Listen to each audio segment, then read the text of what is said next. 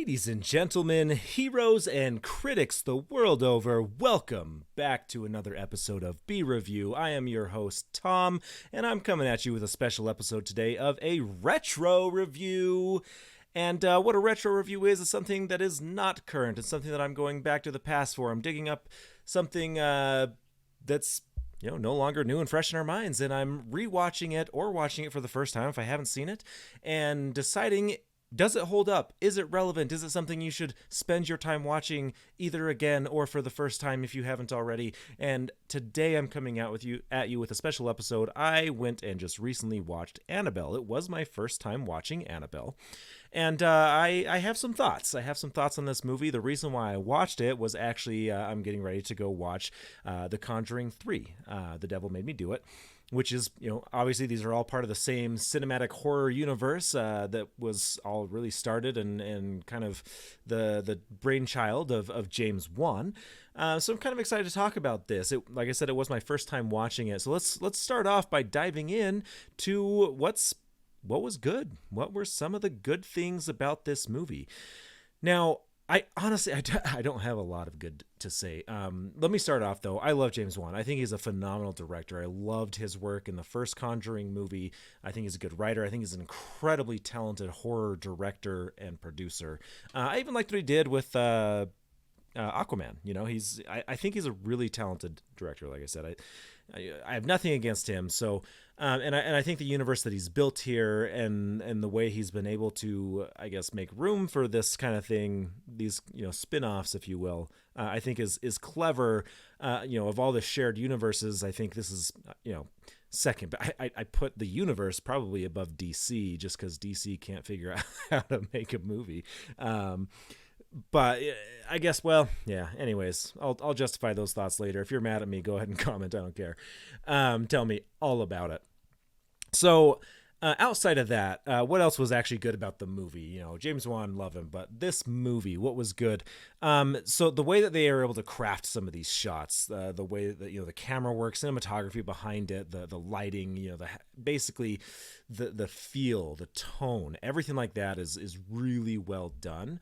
I actually found that really enjoyable to watch. It's something that I really enjoy. It's one of the big things that I look for in a horror movie is like, am I mesmerized? Can just the picture alone pull me in and give me fear? And I think this movie does a pretty good job at that. Like I definitely am not knocking the camera work or anything like that. I think overall it's a well-made, polished looking film. So yeah, I think that's the best that this movie has to offer. Now, if you do like, that type of movie with like dolls, if that is kind of your creepy niche, if you will, then yeah, I think you'll enjoy this movie. I think it'll scare you. That kind of stuff doesn't really do much for me. I mean, I love the Chucky movies. Don't get me wrong. I absolutely love the Chucky movies, but that's because I just think they're hilarious. I just think they're well-made comedy horrors.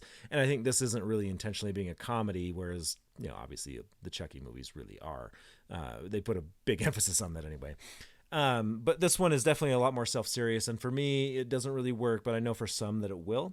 So, take that as you will. But let's go ahead and talk now, because like I said, I don't have a lot of good to say about this movie. So let's start breaking down some of the bad of this movie, because trust me, wow, I did not enjoy this movie at all. So let's start breaking this down a little bit. First of all, it was directed by John R. Leonetti, excuse me. Apologize. I don't know much about him or his works. It stars Annabelle Wallis, kind of ironically, Ward Horton, and Alfred Woodard. And it's kind of tough because I want to be very critical of these actors. I haven't seen them in anything else. I really don't recognize them from anything. I don't think that anyone did a bad job. I think Alfred actually did a pretty good job, but it's one of those moments where I'm not sure if you should blame the actors or the director. So for example, if anyone's seen The Happening by M. Night Shyamalan, it stars Mark Wahlberg, who is a fantastic actor. Mark Wahlberg knows how to act. He's really good at it. He is terrible in The Happening. And the only thing I can do is say it could not have been him. maybe I can blame the script, but more than anything, like it's the director. The director could not pull the acting out of him, could not tell him what he wanted, and so Mark Wahlberg couldn't give him anything because he didn't know what to do with it. And so I'm not sure if the acting in this movie is because of that or if it's because of the writing / directing. These characters are really poor. The dynamic between the husband and wife, the husband and wife is really cliche. It definitely feels very much like a manufactured Hollywood relationship. It does not feel real. It's like worse than a rom-com. You know what I mean? It just, there's nothing natural about it. It just, the whole thing feels uncomfortably off. And not like you would expect from a horror movie, like, cause that can be a thing as well. No, it's unnatural, manufactured, like I said. So it's really hard to buy into these characters because none of them really feel relatable.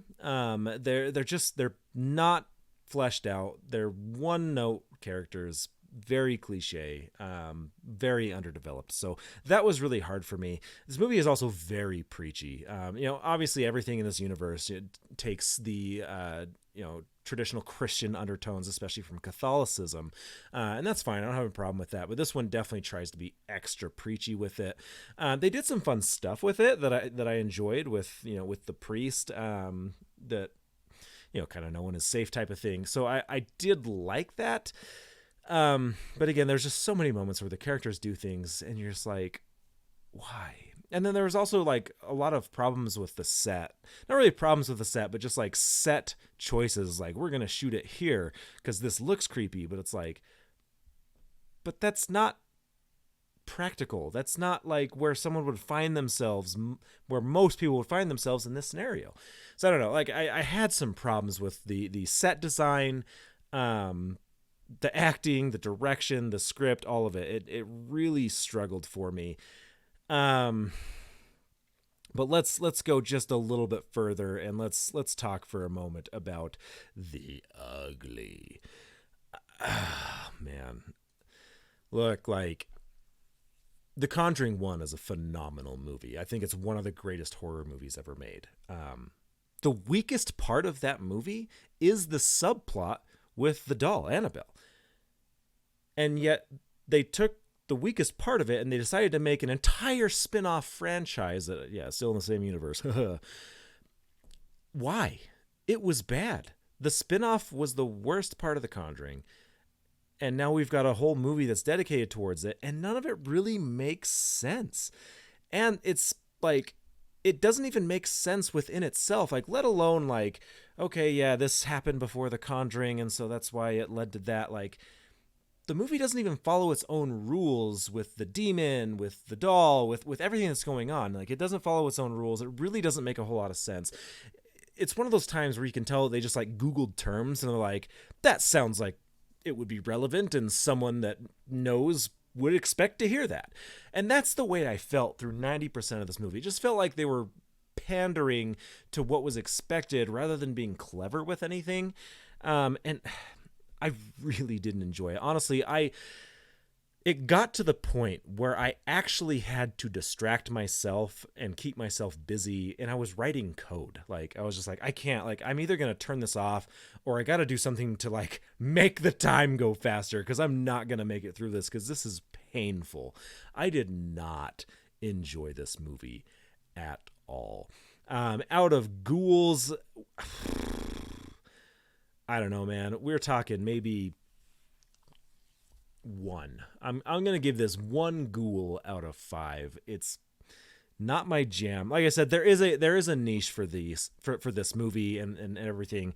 I think that there are those that would be very creeped out by it. But again, it didn't do it for me.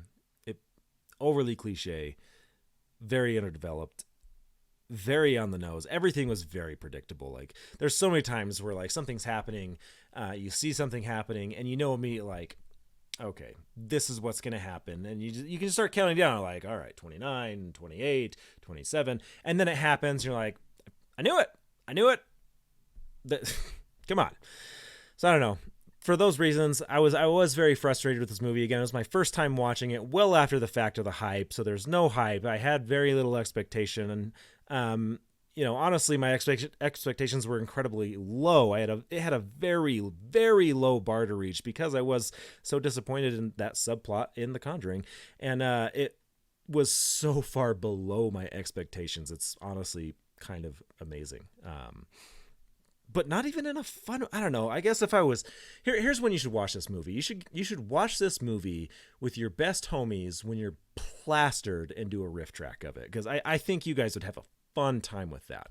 In fact, I would be open to doing that. I could riff the crap out of this movie. So again, I'm gonna stick with 1 ghoul out of 5. That's my review. What do you guys think? What are your thoughts? If you've seen this movie, what are your thoughts on my thoughts? Am I crazy? Let me know. Let me know in the comments. You can also hit us up on our social media. We got facebook.com/BeHeroMedia, Instagram.com/BeHeroMedia. We're also on Twitter at BeHeroMedia or BeHeroFights if you're a fan of the podcast.